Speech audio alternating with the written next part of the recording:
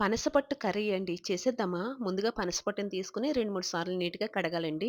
ఇలా కడిగిన పనసపొట్టుని ఒక గిన్నెలోకి వాటర్ వేసుకొని, పనసపొట్టు వేసుకొని స్టవ్ మీద పెట్టి దీన్ని ముందుగా ఉడికించుకోవాలి.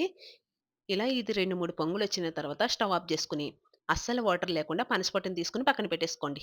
ఇప్పుడు ఒక గిన్నెలోకి 2 స్పూన్ల ఆవాలు వేసుకొని, ఒక అరగంట ముందు నానబెట్టుకోండి.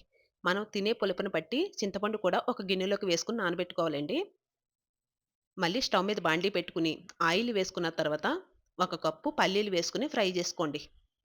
ఇలా ఫ్రై చేసుకున్న పల్లీల్లోకే జీడిపప్పు కూడా వేసుకొని ఫ్రై చేసుకొని, ఈ రెండిటిని పక్కకు తీసేసుకోండి. ఇదే బాండీలోకి మళ్ళీ కొద్దిగా ఆయిల్ వేసుకొని, ఆవాలు, శనగపప్పు, మినపప్పు, ఎండుమిర్చి, పచ్చిమిర్చి, కరియేపాకు వేసుకొని ఫ్రై చేసుకొని, ఒక్కోటి అర స్పూన్ చొప్పున పసుపు, ఇంగువ కూడా వేసుకొని ఒకసారి బాగా కలిపేసుకోండి.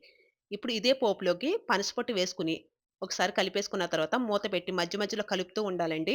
ముందుగా మనం నానబెట్టాం గదా! ఆవాల్ని మిక్సీ జార్‌లో వేసుకొని, 2 ఎండుమిర్చి వేసుకొని, కొద్దిగా సాల్ట్ వేసుకొని మెత్తగా మిక్సీ పట్టేసుకోండి.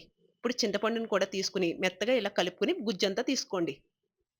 ఈ పనసపొట్టులోకి తగినంత సాల్ట్ వేసుకొని ఒకసారి బాగా కలిపేసుకొని, ఇప్పుడు చింతపండు గుజ్జు కూడా వేసేసుకొని ఒకసారి బాగా కలుపుకొని, ఇది ఫ్రై అయిపోయిన తర్వాత స్టవ్ ఆఫ్ చేసుకొని పక్కన పెట్టేసుకోండి. ఇప్పుడు ఆవపిండి కూడా వేసుకొని, ఇంకొకసారి బాగా కలుపుకున్న తర్వాత, ఫ్రై చేసుకున్న పల్లీలు, జీడిపప్పు, కొత్తిమీరని కూడా వేసుకొని ఇంకొకసారి బాగా కలుపుకొని తీసుకుంటూ వినండి. అంతే టేస్టీగా సింపుల్‌గా తయారు చేసుకునే పనసపట్టు కర్రీ రెడీ. ఈ వీడియో నచ్చితే గనక లైక్ చేసండి. ఇట్లు మీ గోదావరి అమ్మాయి ఛానల్‌ని సబ్స్క్రైబ్ చేసుకోండి.